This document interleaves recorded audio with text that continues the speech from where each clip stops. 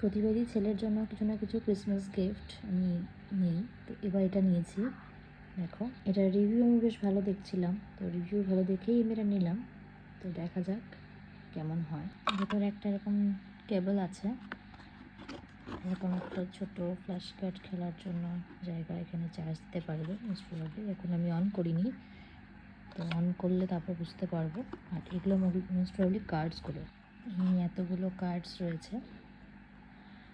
তো আমি ট্রাই করি, আমি অবশ্যই জানাবো এটা কেমন। তোমরা কেউ যদি ট্রাই করে থাকো তাহলে অবশ্যই আমাকে জানিও যে এটা কেমন।